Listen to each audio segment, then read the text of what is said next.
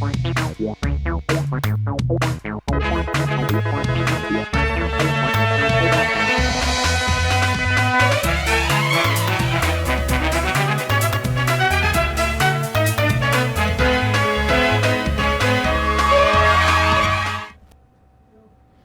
राष्ट्रीय समाचार से मैं अनुपम शर्मा। आप देख रहे हैं अंतर्राष्ट्रीय समाचार का खास प्रोग्राम ग्लोबल फ्रंटलाइन। आज जब दुनिया युद्ध, जलवायु संकट, आर्थिक अनिश्चितता और नई भू राजनीतिक चुनौतियों से जूझ रही है, तब भारत अपना गणतंत्र दिवस मना रहा है। 26 जनवरी ये सिर्फ भारत का पर्व नहीं है, बल्कि उस लोकतांत्रिक संकल्प की घोषणा है जो आज वैश्विक मंच पर भारत की पहचान बन चुका है। 1947 में भारत आजाद हुआ, 1950 में भारत गणराज्य बना, एक ऐसा देश जिसने उपनिवेशवाद से निकलकर संविधान को सर्वोच्च रखा और लोकतंत्र को अपनी ताकत बनाया। आज वही भारत एक उभरता हुआ नहीं, एक जिम्मेदार वैश्विक शक्ति है। आज भारत दुनिया का सबसे बड़ा लोकतंत्र है जो तेजी से बढ़ती अर्थव्यवस्था है, अंतरिक्ष और डिजिटल तकनीक में अग्रणी है, शांति अभियानों में भरोसेमंद साझेदार है। भारत न किसी खेमे का दबाव स्वीकार करता है, न किसी चुनौती से पीछे हटता है। वैश्विक अर्थव्यवस्था की स्थिरता हो या आतंकवाद के खिलाफ साझा लड़ाई हो, भारत आज हर जिम्मेदारी साझा करने को तैयार है।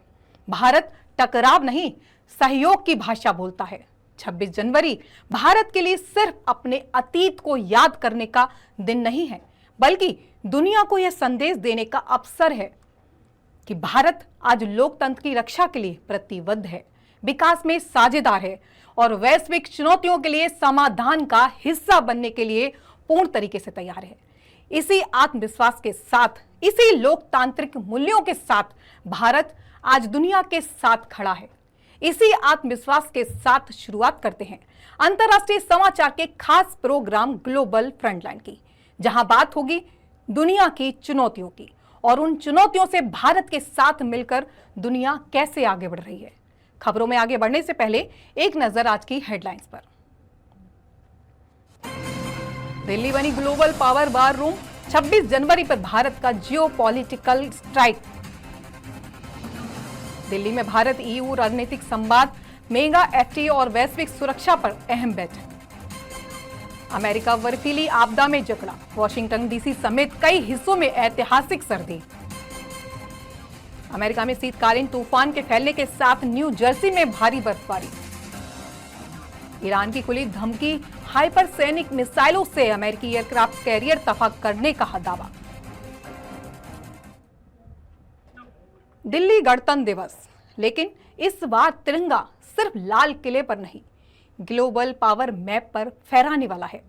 प्रधानमंत्री नरेंद्र मोदी करने जा रहे हैं अब तक का सबसे बड़ा जियो पॉलिटिकल स्ट्राइक, जिसके बाद बीजिंग में बेचैनी है और वॉशिंगटन में माथा ठनका हुआ है और यूरोप खुलकर भारत के साथ खड़ा है। 26 जनवरी अब सिर्फ राष्ट्रीय पर्व नहीं, नई विश्व व्यवस्था का ऐलान बन चुका है। दिल्ली बन गया है ग्लोबल पावर वॉर रूम। नई दिल्ली इस वक्त डिप्लोमेसी की राजधानी नहीं, ग्लोबल स्ट्रेटजी का कंट्रोल रूम है। यूरोप की सबसे ताकतवर leader Ursula von der lion, Antonio Costa जो दिल्ली आ पहुंचे हैं एक ऐतिहासिक साइन के लिए, जिसे दुनिया कह रही है भारत यूरोपीय संघ ऐतिहासिक मेगा व्यापार समझौता सूत्र। साफ कह रहे हैं कि 27 जनवरी को साइनिंग संभव है। सालों से अटका समझौता अब फाइनल मोड में है। आज नई दिल्ली राजधानी नहीं, रणनीति का रण क्षेत्र है। यूरोप के सबसे ताकतवर चेहरे हैं जो यहाँ मौजूद हैं इतिहास लिखने के लिए। सूत्रों की दो टूक जानकारी इस प्रकार है, देखिए इस पर हमारी खास रिपोर्ट। नई दिल्ली इस वक्त डिप्लोमेसी की राजधानी नहीं, ग्लोबल स्ट्रैटेजी का कंट्रोल रूम है। यूरोप की सबसे ताकतवर leader Ursula von der line, Antonio Costa Delhi आए हैं एक ऐतिहासिक साइन के लिए, जिसे दुनिया कह रही है भारत यूरोपीय संघ ऐतिहासिक मेगा व्यापार समझौता सूत्र साफ कहते हैं। 27 जनवरी को साइनिंग संभव है। सालों से अटका समझौता अब फाइनल मोड में है। आज नई दिल्ली राजधानी नहीं, रणनीति का रण क्षेत्र है। यूरोप के सबसे ताकतवर चेहरे यहाँ मौजूद हैं इतिहास लिखने के लिए। सूत्रों की दो टूक जानकारी इस प्रकार है। 27 जनवरी, India EU free trade agreement पर साइन। सालों की जमी बर्फ एक झटके में पिघलेगी। ये FTA नहीं, ग्लोबल इकोनॉमिक ब्लास्ट है, इसे समझिए। ये डील चीन की फैक्ट्री इकोनॉमी पर सीधा मिसाइल अटैक है।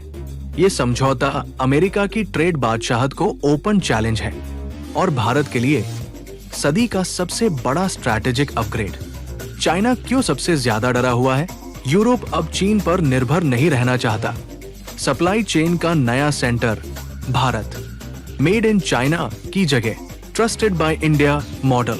ड्रैगन की इकोनॉमी को साइलेंट लेकिन डीप शॉक, यानी चीन की ग्लोबल फैक्ट्री वाली गद्दी हिल रही है। अमेरिका की टेंशन क्या है?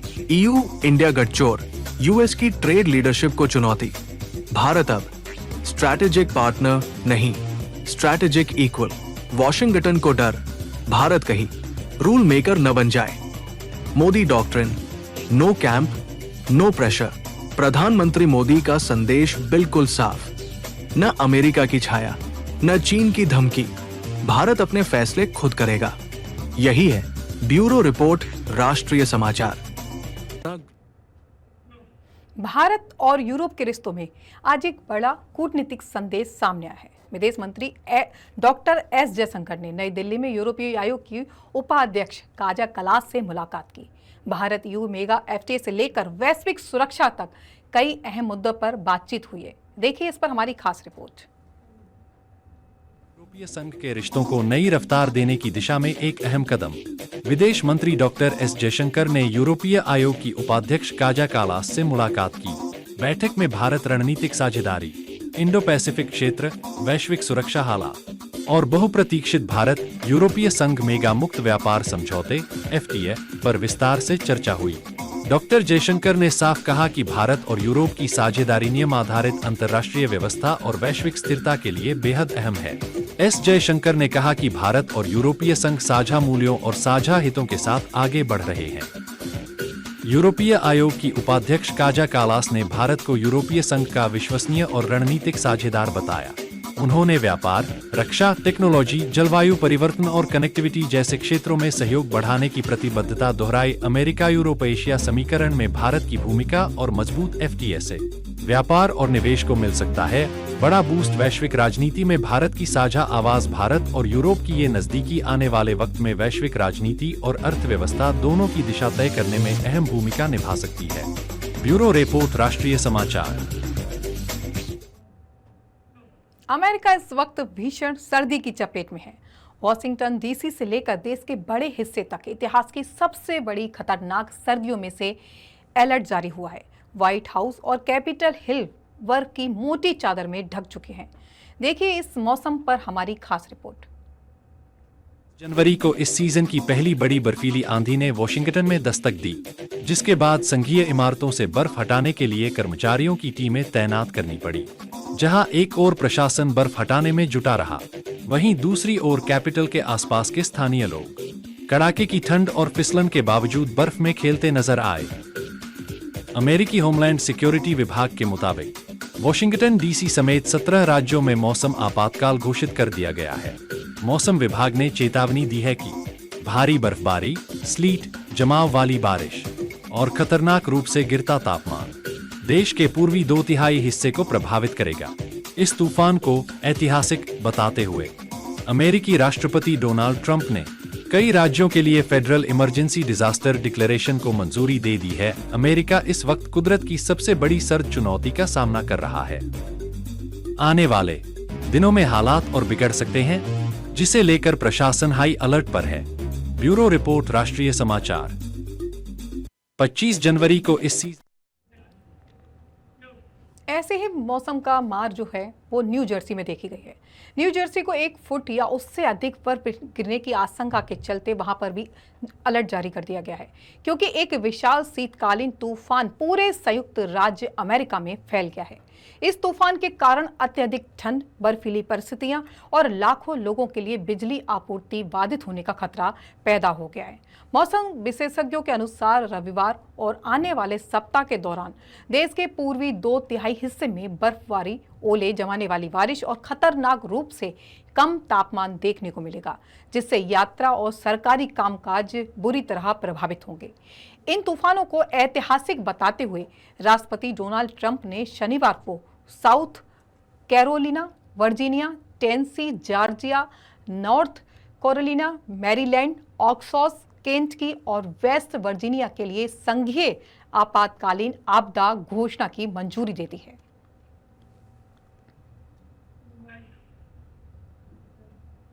मध्य पूर्व में तनाव एक बार फिर चरम पर पहुंचता नजर आ रहा है। ईरान ने अमेरिका को खुली चेतावनी देते हुए कहा है कि वह अपने हाइपरसोनिक मिसाइल सिस्टम के जरिए अमेरिकी नौसेना के aircraft carrier USS Abraham Lincoln को नष्ट करने की क्षमता रखता है। ईरानी सैन्य अधिकारियों के मुताबिक अगर अमेरिका ने किसी भी तरह की सैन्य कार्रवाई की तो उसका जवाब तेज, सटीक और विनाशकारी होगा। ईरान का दावा है कि उसकी हाइपरसोनिक मिसाइल रडार से बचते हुए बेहद कम समय में लक्ष्य को भेद सकती है, जिससे अमेरिकी डिफेंस सिस्टम भी नाकाम हो सकता है। इस बयान के बाद वॉशिंगटन में हलचल तेज हो गई है। अमेरिकी रक्षा विभाग ने फिलहाल सीधे प्रतिक्रिया देने से बचते हुए कहा कि अमेरिकी नौसेना किसी भी खतरे से निपटने में पूरी तरह सक्षम है। विशेषज्ञों का मानना है यह बयान सिर्फ सैन्य धमकी नहीं बल्कि रणनीतिक दबाव बनाने की कोशिश भी हो सकता है। हालांकि ऐसे बयानों से क्षेत्र में तनाव और अस्थिरता बढ़ने की आशंका जरूर गहराती जा रही है। अब सवाल ये है, क्या यह सिर्फ शब्दों की जंग है या फिर दुनिया एक और बड़े टकराव की ओर बढ़ रही है? ईरान के रक्षा मंत्रालय ने मध्य पूर्व में बढ़ते अमेरिकी सैन्य जमाबाड़े पर कड़ा बयान जारी किया है। ईरानी रक्षा मंत्रालय के अनुसार 12 दिनों के युद्ध के बाद से ईरान की मिसाइल क्षमताओं में बड़ा इजाफा हुआ है और उस संघर्ष से मिले अनुभव आज भी उसकी सैन्य रणनीति का मार्गदर्शन कर रहे हैं। बयान में कहा गया कि उस युद्ध के बाद ईरान ने लगातार मिसाइल परीक्षण किए, लेकिन इन्हें जानबूझकर सार्वजनिक नहीं किया गया। ईरान का दावा है ये परीक्षण उसकी रक्षा तैयारियों को और मजबूत करने के लिए किए गए थे। ईरानी रक्षा मंत्रालय ने यह भी संकेत दिया कि देश की सैन्य क्षमता अब पहले से कहीं अधिक सटीक, तेज और प्रभावी हो चुकी है और किसी भी संभावित खतरे का जवाब देने के लिए पूरी तरह तैयार है। विश्लेषकों का मानना है कि यह बयान ऐसे समय पर आया है जब अमेरिका ने क्षेत्र में अपनी सैन्य मौजूदगी बढ़ा दी है। ऐसे में ईरान का यह रुख साफ संदेश माना जा रहा है कि वह दबाव में आने वाला फिलहाल नहीं है। अब नजरें इस पर टिकी हैं, क्या यह सिर्फ चेतावनी है या फिर आने वाले दिनों में तनाव और बढ़ने वाला है?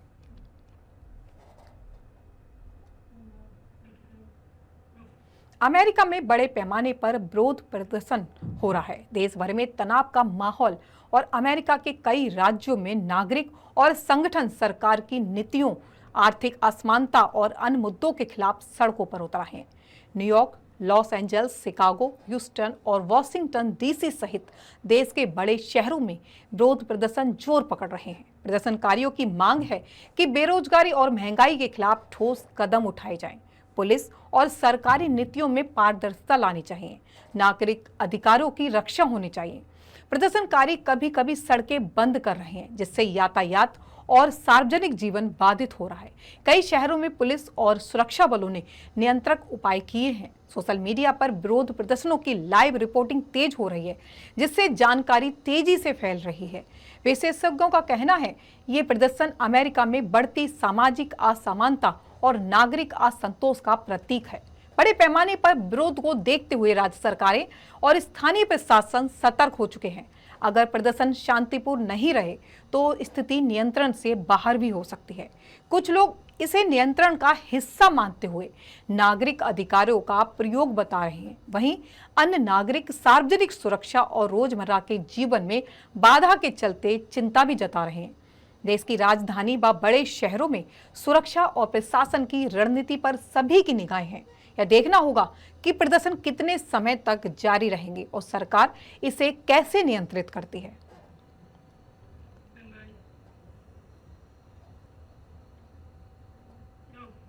यूएई ने पाकिस्तान से इस्लामाबाद एयरपोर्ट ऑपरेशन डील तोड़ी है। खबर सामने आई है कि यूएई ने पाकिस्तान के इस्लामाबाद एयरपोर्ट ऑपरेशन पर चल रही डील को फिलहाल तोड़ दिया है। यह फैसला आया है यूएई राष्ट्रपति शेख मोहम्मद बिन जायद नाहयान के भारत दौरे के बाद। राष्ट्रपति नाहयान सिर्फ 2 घंटे के लिए नई दिल्ली में रहे, लेकिन दौरे के बाद ही अहम निर्णय लिया गया। सूत्रों के मुताबिक रणनीतिक और व्यापारिक कारणों के चलते यूएई ने पाकिस्तान के साथ एयरपोर्ट ऑपरेशन बढ़ाने का समझौता फिलहाल रद्द कर दिया है।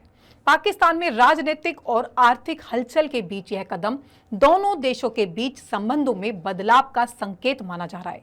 विशेषज्ञों का कहना है कि यूएई की प्राथमिकता अब भारत और क्षेत्रीय साझेदारों पर ज्यादा केंद्रित हो सकती है। इस कदम से पाकिस्तान के एयरपोर्ट और निवेश योजनाओं पर सवाल खड़े हो गए हैं। दोनों देशों के बीच भविष्य में व्यापार और निवेश रणनीति पर अब नई बहस शुरू होने वाली है। यह घटना क्षेत्रीय कूटनीति और दक्षिण एशिया में रणनीतिक संतुलन के लिहाज से अहम मानी जा रही है।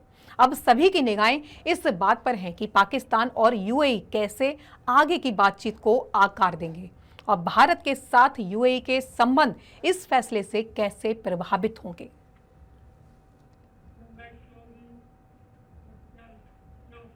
आज की दुनिया उथल पुथल के दौर से गुजर रही है। कहीं युद्ध की आहट है, कहीं जलवायु का संकट, कहीं सड़कों पर आक्रोश, तो कहीं मिसाइलों की धमक है। लेकिन इसी अस्थिर वैश्विक परिदृश्य में भारत एक स्थिर, संतुलित और भरोसेमंद शक्ति के रूप में खड़ा नजर आता है। भारत न धमकी देता है, न दबाव में झुकता है। भारत संवाद करता है, समाधान खोजता है और साझेदारी निभाता है। 26 जनवरी सिर्फ हमारे संविधान का उत्सव नहीं है, ये उस भारत का ऐलान है जो आज विश्व व्यवस्था को आकार देने वालों में शामिल है, जो टकराव नहीं सहयोग की धुरी बना रहा है। दुनिया बदल रही है और इस बदलाव के केंद्र में भारत है। इसी के साथ हमें इजाजत दीजिए। आप देखते रहिए ग्लोबल फ्रंटलाइन, जहां खबरें सिर्फ बताई नहीं जाती, उनके मायने समझाए जाते हैं। देश दुनिया की बाकी खबरों के लिए देखते रहें राष्ट्रीय समाचार। तब तक के लिए नमस्कार।